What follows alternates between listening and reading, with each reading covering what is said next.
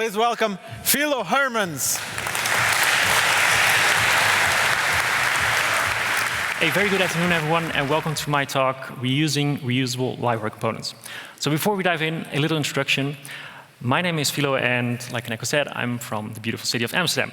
And I live here with my dog, Cooper, and I'm pretty sure there's at least one person in the audience right now that thinks, I'm going to walk up to Philo after this talk and mention if he's aware of the saying that dogs often tend to look like their owner.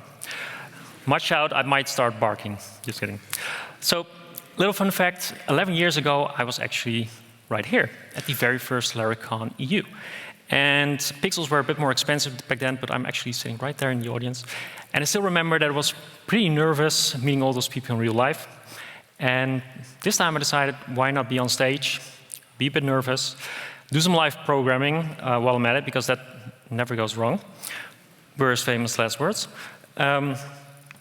So why am I here today? Talking about Livewire. Well, a few years ago, I decided to see whether I could make a living selling software online. Turns out, as a programmer, building software is the easy part, but getting it out to customers, making sure that they can pay, that turned out to be a bit more difficult. And I wasn't able to find an off-the-shelf solution, so I decided to build my own, which resulted in AnyStack, which is kind of like a platform where you connect your GitHub repo, and within 5 minutes, you can sell your code, whether that's PHP, NPM, and it takes care of all the authorization, and it works with all your native package managers. And when I was building AnyStack, I had the choice to use my own stack. And I've heard of Livewire before, but I never used it, so I gave it a try. And within 1 hour, I was blown away. I thought, this is amazing. I can build everything using my favorite framework, Laravel. I don't have to do any front-end stuff. There's no build step. And I can build very powerful dynamic UIs. And I'm pretty curious, how many people here are in the audience that are using Livewire? Raise your hands. Nice. Good to see. So Livewire has had a pretty big update recently, a few months ago. If you've tried version 1 or 2 and weren't happy, definitely give version 3 a try. It's a major difference. It's been a complete rewrite. And it's now actually built upon Alpine.js, which is also created by Caleb Porcio. And now you might think, but Philo, you just said we can do everything in PHP. Why are you now talking about Alpine, which is a lightweight JavaScript framework? Well, PHP is great, but it's not great at everything. Like fading in a modal, not the best thing to try to do with PHP. And Alpine allows you to add just a little bit of JavaScript whenever you need it for these kind of things. And because Livewire is built upon Alpine, there's actually a very seamless integration between the two of them. So I've been working on this new project because we all know PHP is not dead, and I thought it's only a matter of time before more PHP developers want to order their Lambo. So I've been working on this, oh wait, I forgot a part. When I was building AnyStack, one of the things that was missing within the Livewire ecosystem was the ability to create a modal. Within Vue and React, you all have all the off-the-shelf components. So I tried to build my own using Livewire. And it turned out I could, and it blew up on Twitter. That eventually led to more components, which are then launched as Wire Elements, which is a component library for Livewire. And that's the reason why I'm talking here today, because I got into a habit of creating reusable Livewire components. As I mentioned, we're going to work on a little project of mine, a web shop for developers where they can order their Lamborghini. It's not ready for prime time yet. There is a launch deal, though. You get a free facade license plate when you order your first original Lambo. So I'm going to do some live program. We're going to take a look at how we can implement some login functionality.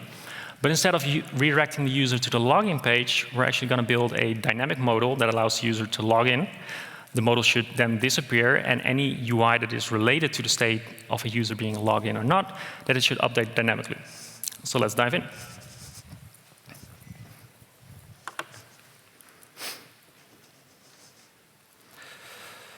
So here's my little web shop, and as you can see, we have everything covering from the license plates to vinyl wraps to even some Octane fuel. There's a valet service.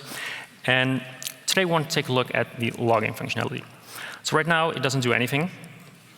And we're going to kick off by creating a modal that is kind of our container and that will hold any additional components.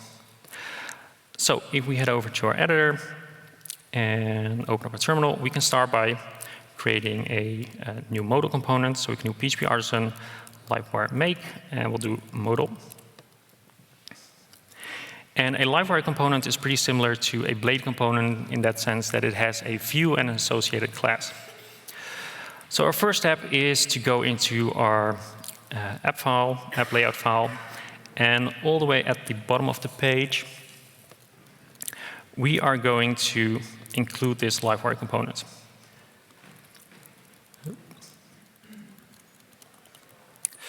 So now that it's there, we can start adding some content. Now, by default, it's empty, and to save myself some time, I already made a simple modal component right here.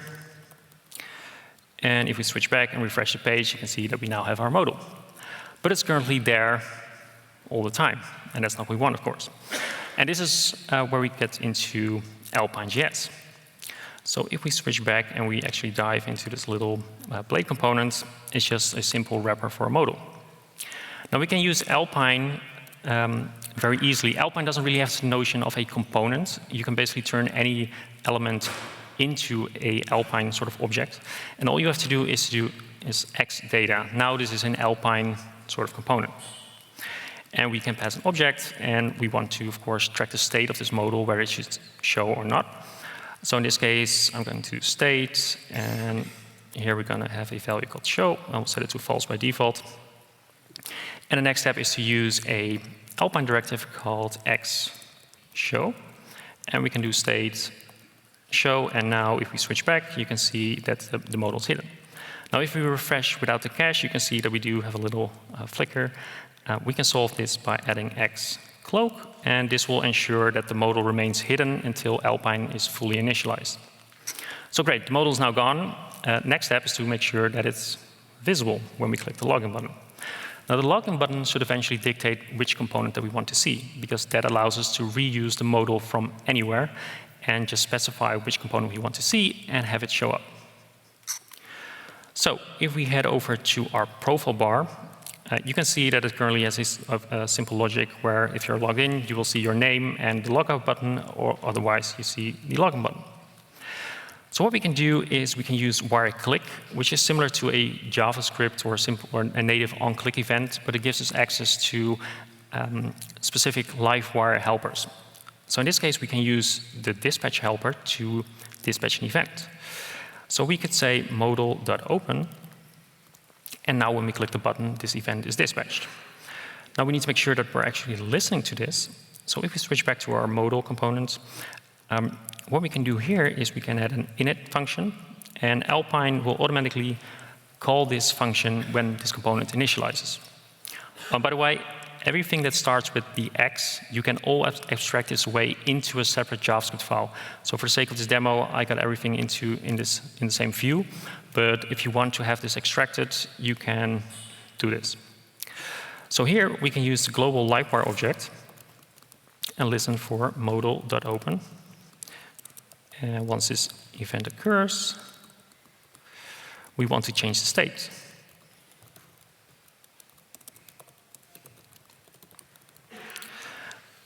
So now, if we click login, we get our modal. Perfect. So the next step is to make sure that we get the component that we want. So if we head over to our profile bar again, we can pass some arguments to our event. And this is where the sky is the limit. You can pass so many things along in these arguments to build very reactive UIs, which we'll see in a second. So here we're going to say the component that we want to render is login. And I'm also going to add some arguments. We'll dive in that a little bit later. So now, if we head back to our modal, we can accept these arguments here. So we have our component and our arguments. So let's make sure that we save this on our state as well.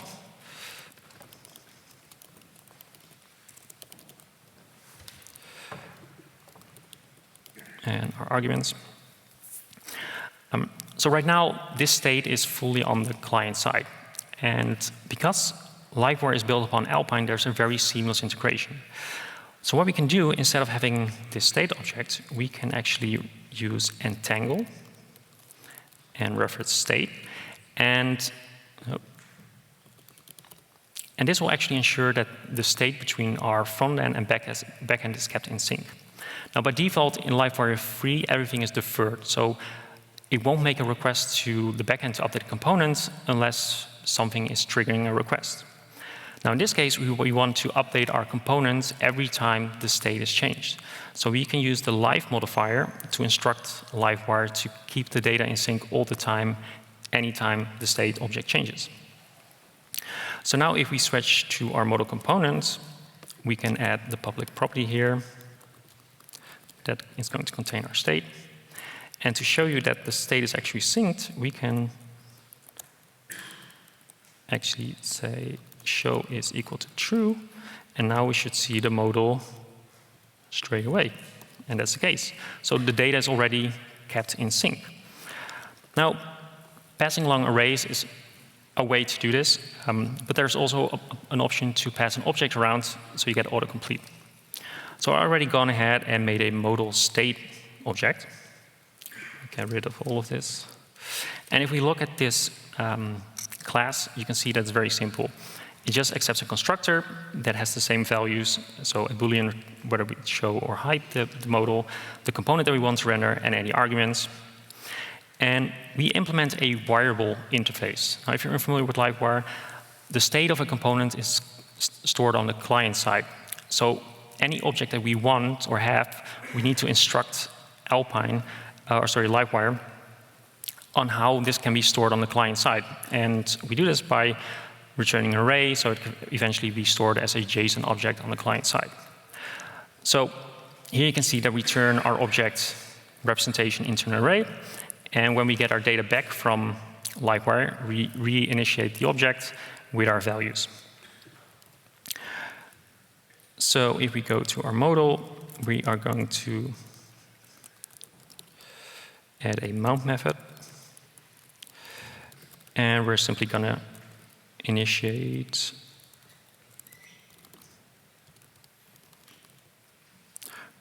our initial modal state. And if we go into our modal, we can actually dump our state. And if we click login now, you can see that instead of an array, we get our object. And this is pretty nice because now we have autocomplete, because now we get autocomplete. So the next step is to render our component. We can simply check whether the state has a component in this case. And if this is the case, we can use a dynamic component to render whatever argument we're giving it. So in this case, this is going to render the logging component. Now the cool thing about using objects instead of arrays is that in this demo, we're not going to dive into it, but we could add some validation to our modal state as well to ensure that the modal that is being requested, or the component that is being requested, is actually allowed to be rendered as a modal component. So let me take a look. If we head back to our website and click login, we now get an error because we're trying to load a component that doesn't exist yet. So let's quickly switch back to our terminal and make our logging components. There we go. So now when we click login, we don't get an error, but we also don't see anything yet because we need to implement our login form. So if we open our blade file here, I have a login form ready as well. There we go. And if we look into this file, we can see a few Livewire specific directives. We have wire submit, and this is going to call the method on our component whenever this form is submitted. And you can see that we have a wire model on our email and our password. And this is basically going to instruct Livewire to keep the data within these two fields in sync. And again, it's deferred by default. So when a user starts typing his email or password, no requests are made to the backend unless the user clicks submit. Then the initial request is made. So let's go into our logging components, and I'll show you how easy it is to actually wire up a simple form like this. So we have a public property, which contains our email and our password. And now in Livewire 3, we can use attributes for validation, which is pretty cool. So we can do a rule, pass an array, and say, OK, this email is going to be required, and it has to be an email. And this is required. There we go. And now we need to make sure that we actually implement this method. There we go. And now if we call this validate, the validation rules that we applied using our attributes are actually validated. And any line below our validation call is not executed unless the validation succeeds. So if we click login again, you can see we now get validation. And the next step is if we attempt to log in, we add an error, in this case to the email field, saying like, hey, your credentials were invalid. So if we check this and enter something incorrect, we get a nice invalid credentials error.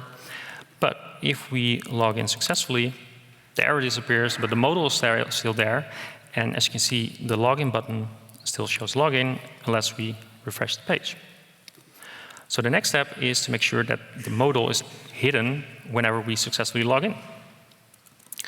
And we can do this by dispatching another event. And that's the cool thing about Livewire. Events can be dispatched on the front end and the back end. And you can also listen to these events on both sides without having to set up any additional infrastructure. So we can dispatch a new event called modal close. We'll head into our little modal component. And now we can simply add another event listener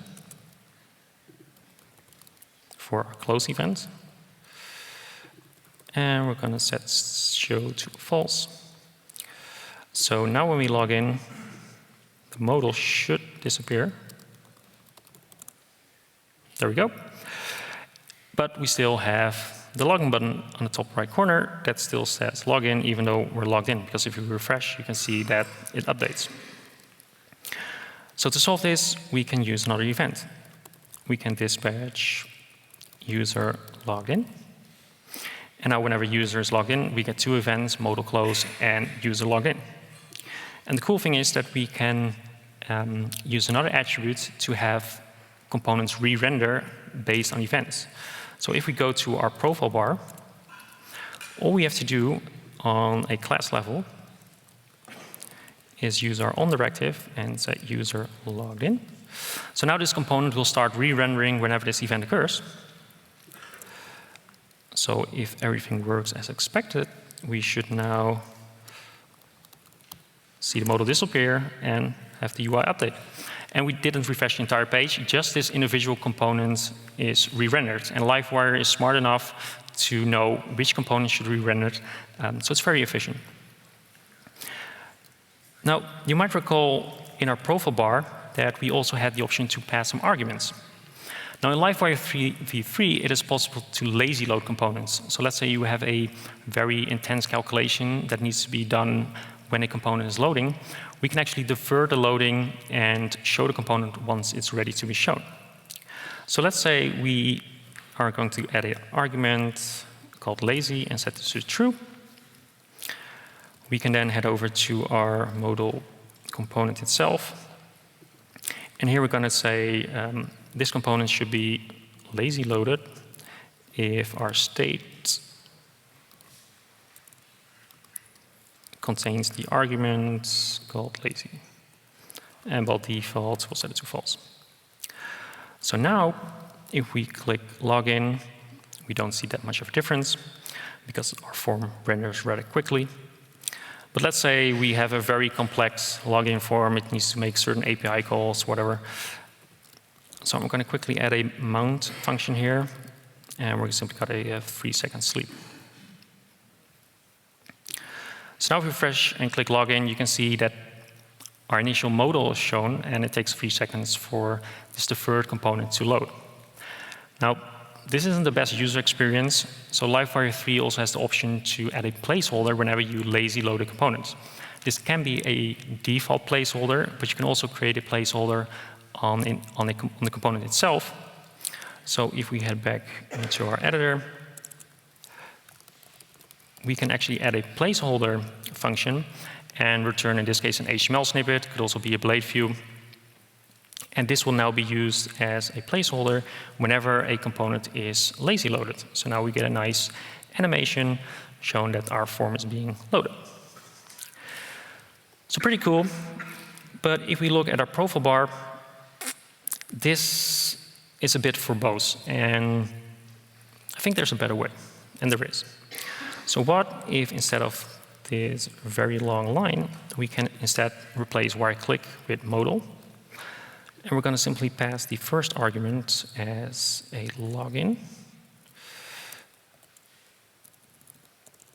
And do it like this. And if we take a look, you can see that this still works. But we can even go a step further. Let's say we want to remove lazy. We can add a lazy modifier right here. Did I just close? Oh, there it is. And there we go, it still works. So how does this work? Well, if we go to my app.js, you can see that Livewire has the option to register custom directives. So I registered a modal directive right here. And I'm using a little bit of regular expression because you just get the single value back as a string. So I'm separating this into the component name and any arguments.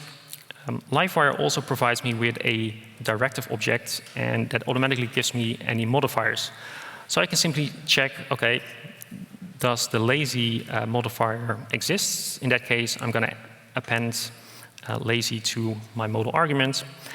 And then we still have our click handler, and eventually we do exactly the same thing that we did in line, but now we got a much better user experience because, come on, this is much easier and much more easy to remember when you're building components.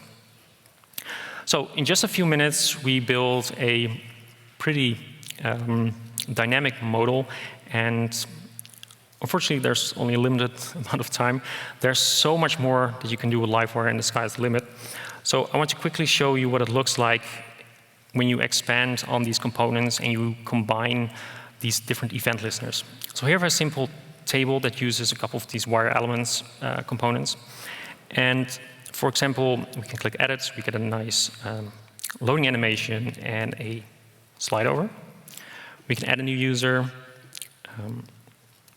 We can even use a add sign to maybe tag someone. We can insert an image or maybe insert a link. And again, this is all, there's a bit of JavaScript involved, of course, but everything is rendered on the PHP side, which is super convenient because if you want to make any changes, for example, to the way this insert component looks like, or you want to make a separate view for how the insert image command looks like, you can just swap out the blade view. And that's one of the primary benefits of Livewire. Everything happens within the same framework, and there's no front-end framework that you have to worry about. So if you haven't tried Livewire before and you want to give it a try, a project that I launched a few months ago is called Wirebox. Free of charge. It's just a cloud-based editor for building Livewire components. If you want to get started and tinker around a little bit, give it a try. It's also built using the same components. So you can use the command palette, for example, which is also a Livewire component that is inspired by GitHub's command palette, which even supports, like you can see, you can scope into certain components. We can restart it, reload it, edit it. We get some nice, we can enable hot reloading. And then we can actually make a change here. And you can see on the right-hand side, if it works. Doesn't work today. Anyways, it should work. So you can tinker around with your components. You can share them with your colleagues if you ever run into problems, and you can just debug together. There's even an AI integration where you can ask for feedback or instructions on Livewire. It can even write entire components for you. So yeah, if you want to tinker around with Livewire but aren't bothered to install your machine, definitely check out Wirebox. It's a lot of fun to just play around with Livewire.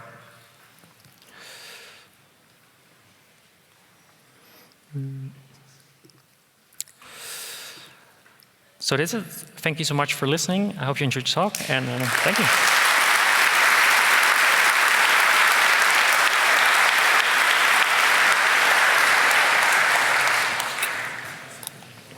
Uh-oh.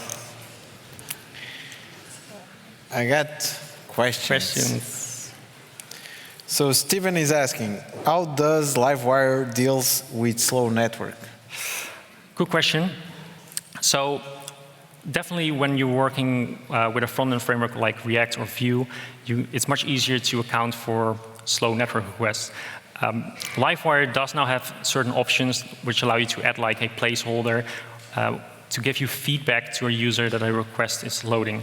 And I personally experienced a latency problem myself with Livewire, but luckily, cloud computing is very cheap these days. So deploying your Livewire application across multiple servers throughout the world is actually relatively cheap. I have an application that is being used by thousands of users, and it cost me like 10 euros a month to have it distributed across the world, because now all the traffic is being distributed across different resources.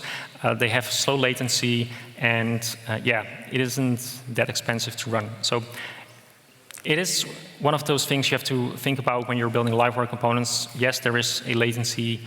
There could be a potential latency problem if your user is further away, but it's easily solvable by using serverless that is cross-regionally deployed, or use a couple of VPSs with a load balancer. Yeah, that's it. Okay.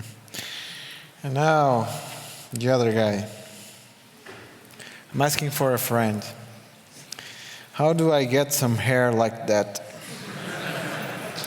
Well, it's actually a wig. You can get it at a shop in Amsterdam here. Okay. It costs like 20 euros or something. 20? Yeah. Okay. Well, thank you. Big applause for Philo.